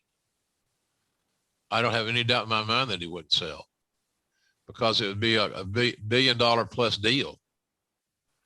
And that would set up his grandchildren and his grandchildren's grandchildren.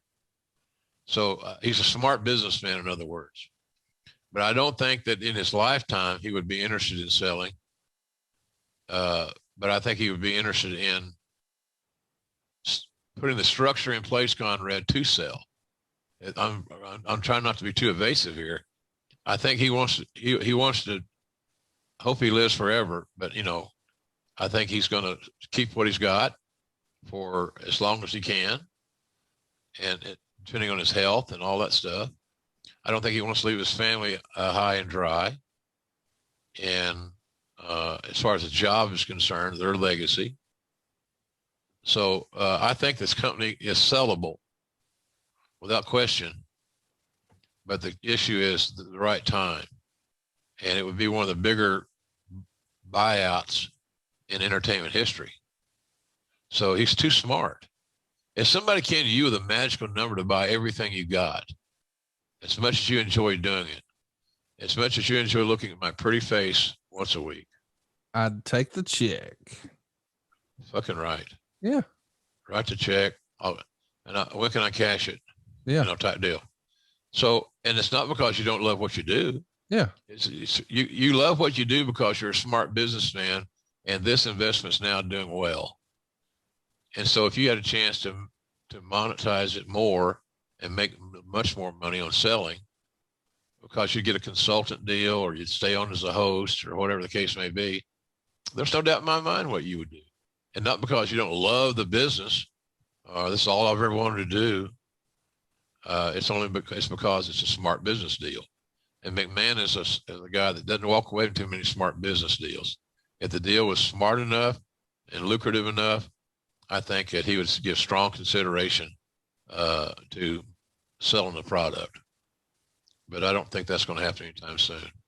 I believe that as long as he's alive, he's not going to be overwhelmingly interested unless it's a deal you can't refuse and sell. I thought about this. I changed my mind. I've gone back and forth on it. But I think that he would. Is WWE is it for sale? Probably not. Right. Is it viable? Yep. I think so. Lindsay writes, Jim, do you have a favorite and least favorite gimmick match? By the way, shout out to Lindsay. We have a 2% female listenership here on the podcast. So Lindsay's representing our 2% for us. Jim, do you have a favorite or least favorite gimmick match? Least favorite would probably be the scaffold match. Yeah, that's terrible. Great call. Least favorite that, and most favorite. Well, I used to like the Texas Death matches, but we've seen some good ones. That match that John Moxley had with Lance Archer, I thought was classic. But we've changed the rules so many times. The Texas Death match used to be any number of falls. And I remember in the old days, you read about Dory Funk Sr. having a match with 20 falls. And then the match ends when one person can't continue. But we kind of doctored that up a little bit. So I don't like the scaffold match. I used to like the Texas Death match a little bit more than I do now. I don't know what you'd say in a gimmick match. We do so much in the business in general, and all those rules are oftentimes watered down to appease the talents. I don't like cage matches where escaping the cage is a stipulation. Agree. That's the shits. So there's only a couple of 3 things I just don't really like. But other than that, I don't have any major favorite where I jump for joy when I hear this stipulation is going to be put on television. If they're executed well, then I can go along with pretty much anything as long as they're executed correctly. But the 2 that I don't like, I mentioned. So I have to think about that, but the best stipulation match. It really depends. The stipulations don't make the match. Right. The talents make the match. So it all depends on who's in there, who's been booked. That would determine how good a stipulation it was. Did it fit your skill set? Is this some things that you can execute? So that's kind of where I look at that deal. Pellets wants to know, how do you prepare yourself for a match in terms of spots, information, data, statistics? That's a great question, Jim. What preparation do you put into a broadcast? Like before you go live, what are you trying to work on and take notes and be ready for? Well, I'll say some of the things I don't do. I don't, somebody wrote on Twitter the other day, as if they knew that I drank a lot of Crown Royal during a broadcast. Oh my gosh. That's so fucking ridiculous. You want to say, I feel sorry for you. You poor little bastard. I feel so sorry for you that you would imagine that happening. So I can rebuke that stupid fucking rumor. It's ridiculous. Alex Marvez does a great job in writing announcer notes for every match, and it's got everything on it you would want if you're doing an NFL game or whatever. Hometown, height, weight, winning record, finishing hold, recent history, title history, things like that are pertinent that you can ease in organically. And that's always been a great help for me, is Alex's notes. We get them in the afternoon, and once the show's been finalized. And Alex is really good at compiling all that stuff. So I review those notes. I take sometimes those notes stimulate another thought that I'll put on my format. So the Alex Marvez generated notes are very important. I'd like to go back and watch the last show. And when we were in Jacksonville all those weeks, I dressed in a little trailer, and we had a little Hulu set up in my trailer, and I would go on there and watch the last week's show, and that kind of helped me just figure out what I said here and what Excalibur said or Tony said or whatever it may be. So watching the last week's show, reviewing Marvez's notes, and just overall getting your head in the game. But that's pretty much it. I don't go talk to the talent. Hey, what are you going to do in your finish? Or whatever. I don't do that. If they come to me and they think it's something I need to know, then I listen. Gladly listen. But as a rule, I don't want to know too many details. I want to react to it organically and naturally. And I think that's what's made me hang around for a long time, is that the least I know, the more real I can be. And I think that's it helps us. So that's kind of the two things. Two things are really important. Watch last week's show again, and I do that on Wednesday afternoons when we were in the trailer situation for all those weeks. And then, of course, Marvez's notes. And Marvez is an NFL guy. He's a good writer. He did a hell of a job helping Jericho with his new book. They did a lot of work. Alex did a lot of work on that project. He's a very bright guy. And I'm really glad that we're working together. I've known Alex forever. So his notes are very, very invaluable. Here's another, it's a follow-up question from Pellets too. What is the one match you wish you could have broadcast, but didn't get the chance to?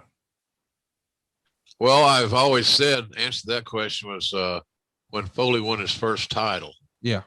I was off with another Bell's palsy issue. And so that match would have been, and I'm saying this selfishly, it's not that Michael Cole and Lawler didn't do a good job. They did. Yeah. You just wanted to be the guy. I had made a emotional investment in Mick Foley from going down the limb and getting him hired. And so that was important for me to call.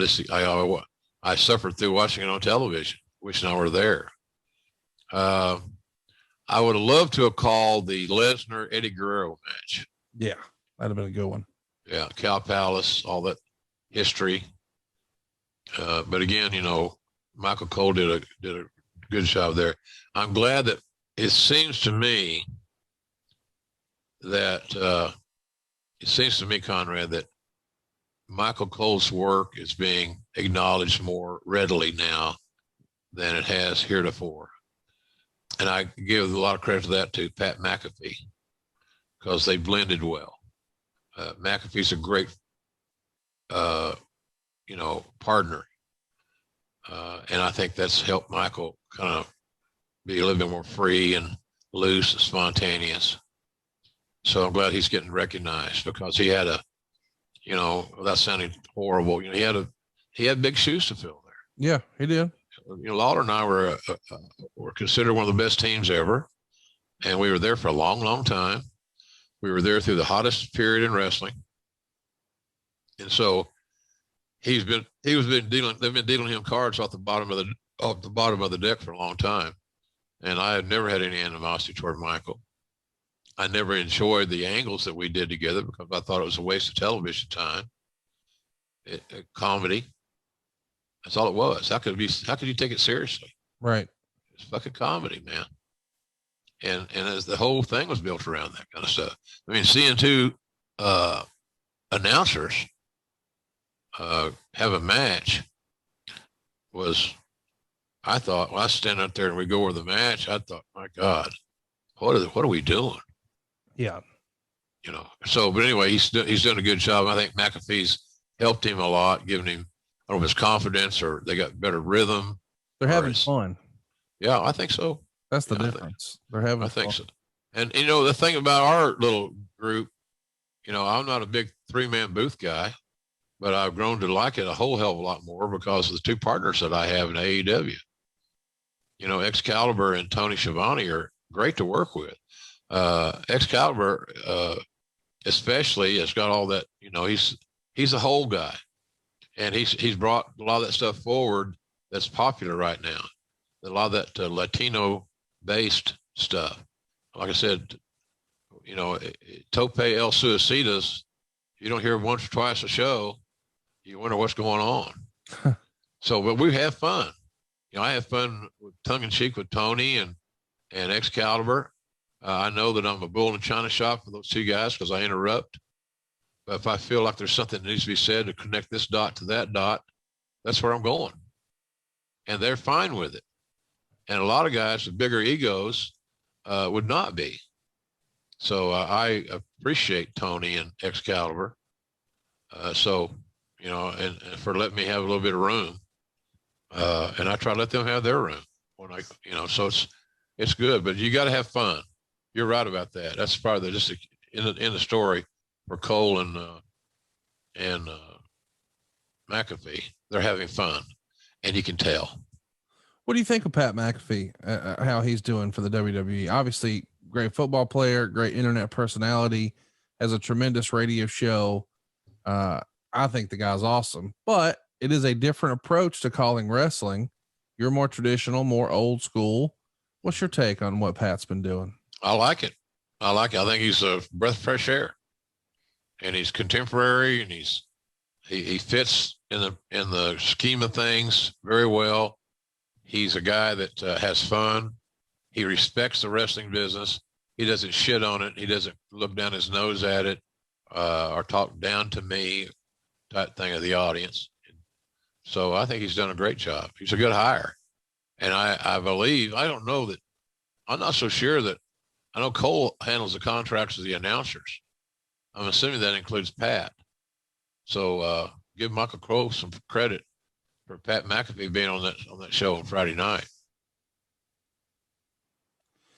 Let's do one from Dan Potts. Jim, did you have any interactions with the Von Erich family? And what did you think the future held for David had he not passed away? Well, David would have been an NWA champion. He'd have had a run. He was popular amongst the core players, like Harley Race had great matches with David. The Funks had great matches, and then all the way back to Dory Sr. and Fritz. So I think he was in a position politically to be a future NWA champion.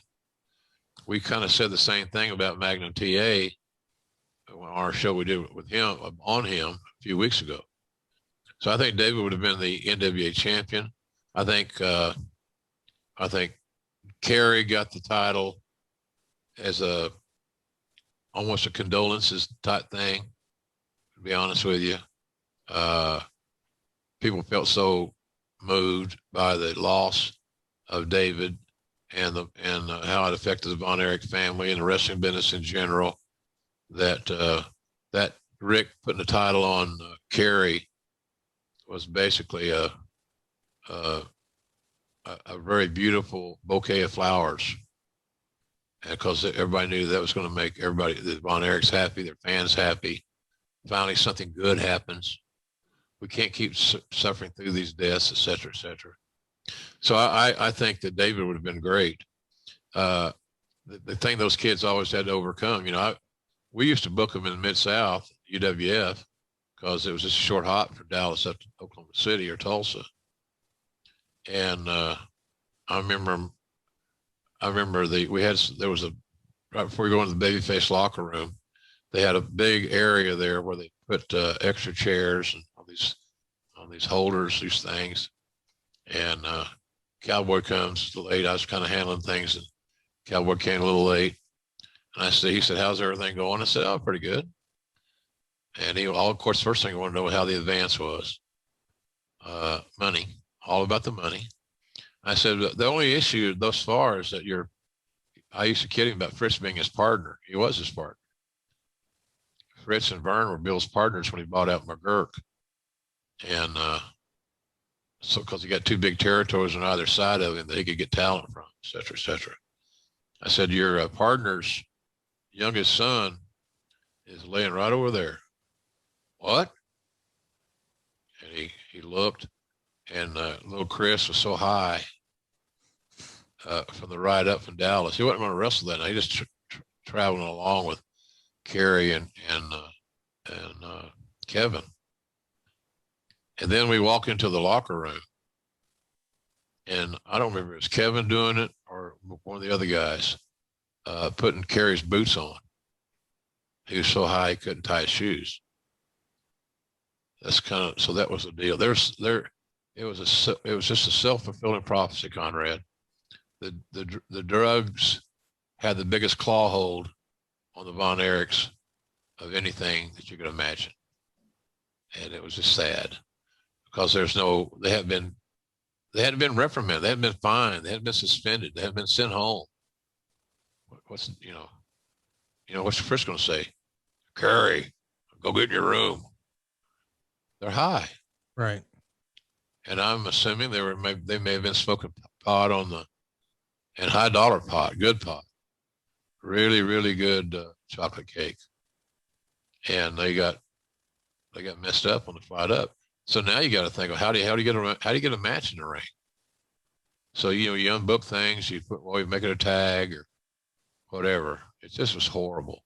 But they had great skills, they had charisma. David was the best worker, I thought, by far of the three brothers that wrestled a lot.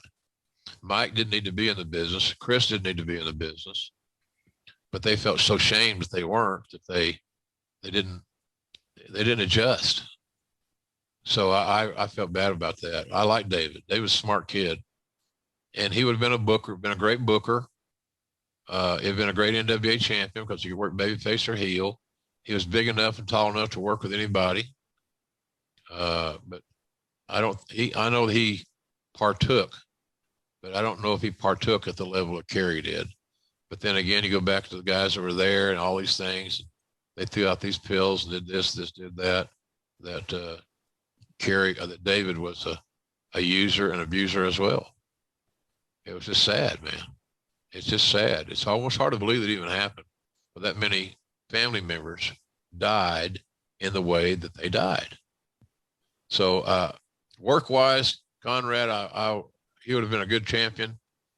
He was a little bit of a traditionalist, which I liked, fundamentally sound, but they would never have these long runs like a Harley or the Funks or whatever it may be, Jack Briscoe, along with the drugs and the alcohol were prominently in their life. And it looked like there was no chance they were going to get away from that. And as it worked out, the only one that survived it was Kevin, who's living in Hawaii now, and his sons are working for MLW and all this good stuff. And I like Kevin. Kevin's got a, he reminds me, remember that movie years and years ago? You might have been you weren't even maybe born. Swiss Family Robinson. Mm-hmm. Yeah, I know that one. The great Disney movie. That's kind of what Kevin reminds me of. Swiss Family Robinson. Island, Hawaii, raising his family in a unique environment, which he has. And I've met those two boys of his. And they're a very well-mannered, very professional. And Kevin should be very proud of those two boys. Because they're, I don't know how great they're going to be or anything like that. I'm not saying that. I don't know. But I know the times I've been around them, I've been very impressed with them. And so Kevin Von Erich has done a great job raising those kids and getting everybody out of Texas. I'm not knocking Texas, because right. That's not a Big 12 conversation. No. But he got them away from their friends that have bad habits or would have had bad habits. And so there they are in good old Hawaii. Can't be a bad life, Connie. Oh, no. Waking up in Hawaii every day. It's got to be worse places to wake up. It's like waking up on the beach like me. Yeah. Amir wants to know, were you ever approached by TNA or Impact to work there as either a commentator or talent relations? Jim, I know the answer, but I don't think you've spent a ton of time talking about it. Why didn't it happen? Because I couldn't get the money I wanted and the control I needed. I used to build a Parcells line to Mr. Carter. You want me to cook the dinner? You got to let me buy some groceries. And I needed to know your contract structure. They were very reluctant to show me any of the contracts because the bottom line is I can do math. Yeah. If you tell me this is your nut, you got to do this to get into the profit side. Then I need to know what the nut is. What's the overhead? It may be impossible to achieve. So, how much were you paying Hogan? I wasn't trying to cut pay, but you got to know what you're getting into. If you start being a general manager of a ball club, you want to know what your salary cap is and how do you stand? There's a set of rules to go by. There's a little pattern here, and I never got access to that information, which is fine because I shouldn't have been there. I went down. Dixie flew me down from Norman to their ranch in Texas, North Texas. It's about a 20-minute flight. Huh. And I stayed, it was Easter weekend. And I came very close to staying the night because of lightning. But a little front moved through, and so they scooted me out of there early evening. Because when I got back to Oklahoma, it was dark. But I had a great talk with Bob Carter. I liked his wife, Janice. Dixie was a sweet woman, had great passion for the wrestling business and trying to make her mark in basically a men's business. Yeah. But I couldn't get, it wasn't about money as much as it was about job description.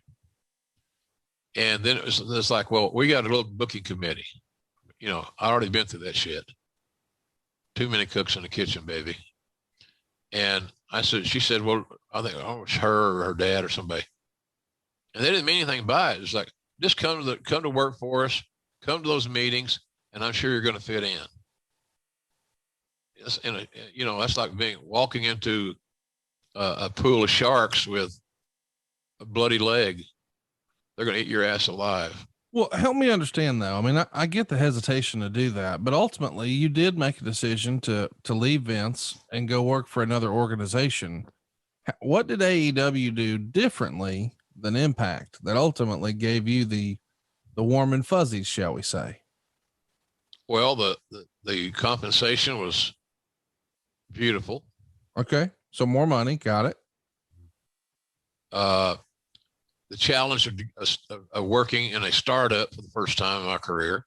Okay. Clean slate. The fact that he wanted me to be the lead voice of the broadcast, which I liked. You know, everybody, it's like dancing, man. I need to lead the dance, which sounds very egocentric, and that'll be a nice little clickbait for some of you fuckers that, well, you can bleep that out.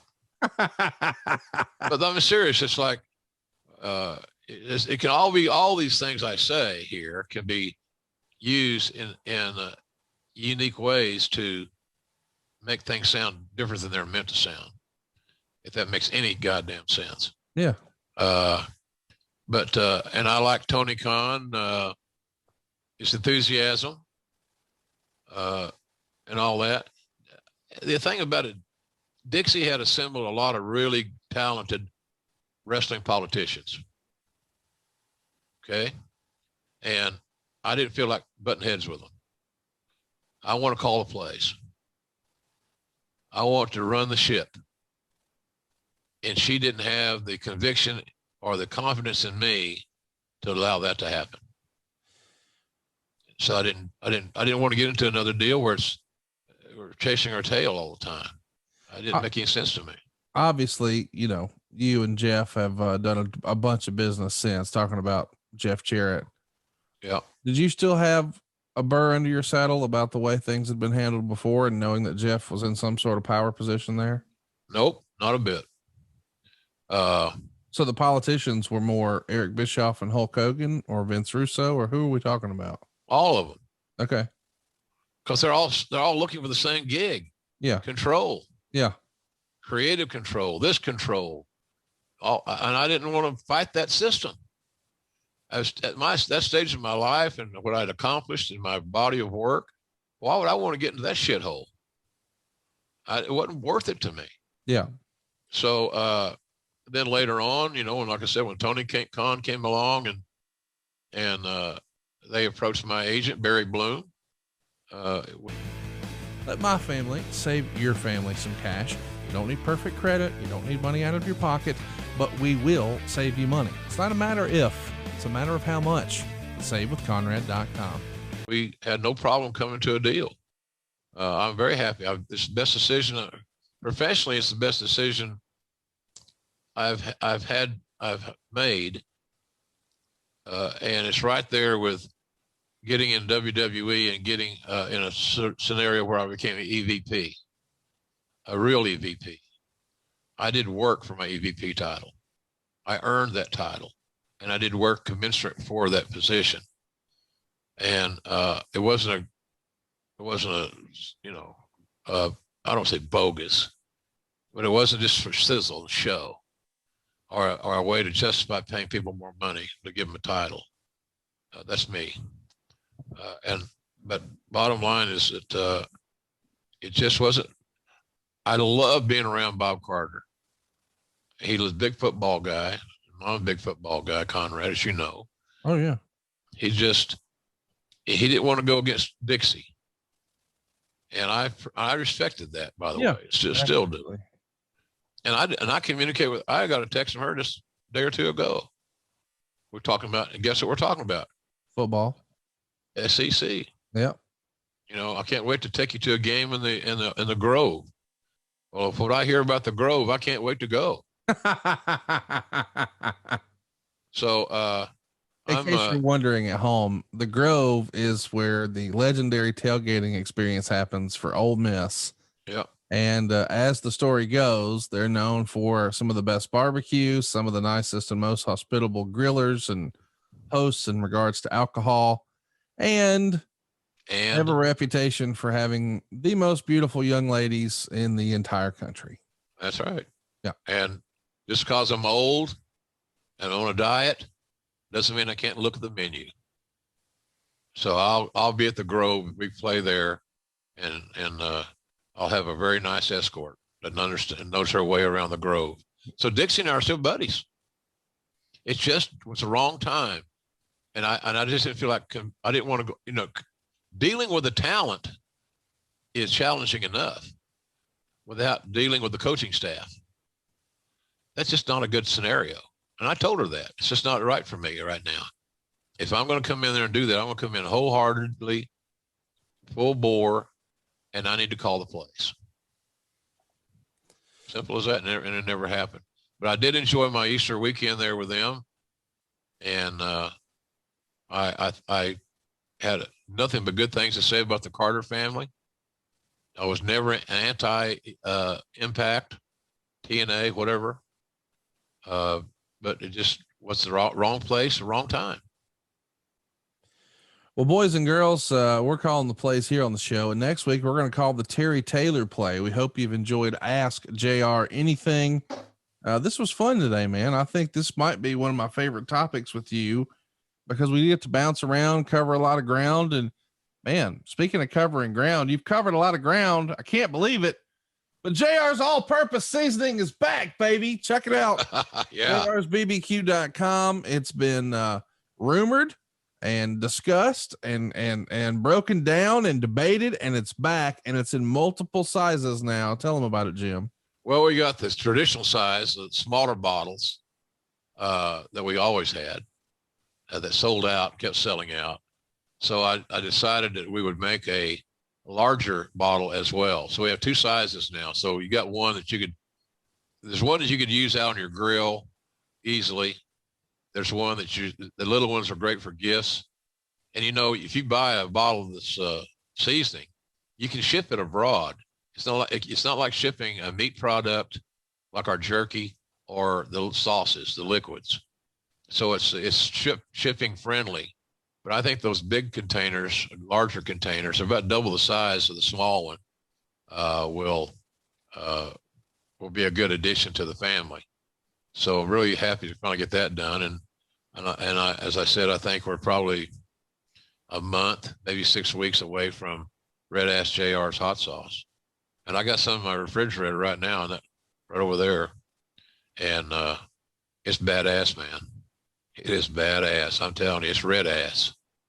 It's red ass, badass. So I'm happy for the folks to try that. I think they're going to like it because we've been clamoring for that for a long time. People. And I love that you named it Red Ass JR. It's the best. Right.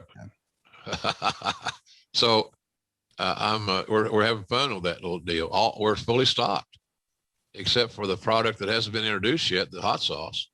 We're loaded for bear and ready to ship. We're gonna more often than not ship the same day you place your order. So it's all coming together. It's not been easy. And one of the things I was in a hotel, the two Texas hotels that we were in Austin and in Dallas, Garland. Nice hotels, Renaissance hotels. They're nice people, friendly. They had no food. And how do you have a hotel with no food? You couldn't even get breakfast. Right. And guess what the reason was? COVID. Oh, wow. It's just being careful and cautious and so forth. No room service. No valet parking. COVID. I laughed at the guy. I said, go ahead. Let me guess. Is the reason we don't have any food whatsoever in this hotel COVID related? Oh yeah, that's it. COVID. Everything's COVID. So then I find out, well, some of the ingredients that I wanted, I have to have in my seasoning were COVID affected. They weren't available. So I had to wait till everything loosened up a little bit and we could get our ingredients for our hot sauce, our seasoning. And the same thing we're finding out now for the hot sauce. But luckily we found a little window there to get the hot sauce recipe made, created, and tasted. So it's going to be really good. Conrad, I've always believed that like a barbecue sauce or chipotle ketchup, which a lot of people use steak sauce wise, or in meatloaf or on eggs or whatever you use ketchup on, it should have a little bit of an aftertaste. It shouldn't be gone. You should have a little lingering positive aftertaste. And And so that's kind of what I found out with this hot sauce, testing it, because I'm finding ways here at my house here in Jacksonville to use the hot sauce, and it's been really pleasant. I'm glad to be in that world. So things are good. JRsBBQ.com. My man Stephen Link does a great job of herding the chickens on that deal, and the business is consistent. It's growing. So, as I say here on the show many times, it doesn't cost a damn thing to look. Go on the site, check it out. You'll find opportunities to get signed books, personalized, great gifts, ideas. It's going to be another great gift idea for Christmas. And I got both Slobberknocker and Under the Black Hat. See, that's how my memory works, Conrad. I almost forgot the second book I wrote. I knew he wanted to go back to WWE. He said too many nice things about Vince. Something's being set up. I can feel it. Of course, I'm only 12. But I've got a lot of experience. I'm only 12. I may spend too much time in my room, but seriously, it's all been good, man. I'm blessed. I'm blessed to be on the show, and I'm blessed to be in the ad-free network. You know, I did a extra episode where we talked about the Hulk Hogan turn. Yep. The Bachelor you heard of 1996. If you haven't already, go to adfreeshows.com and check it out. Jim watched it and gave his thoughts, really probably for the first time in that sort of setting, right? I never watched it before.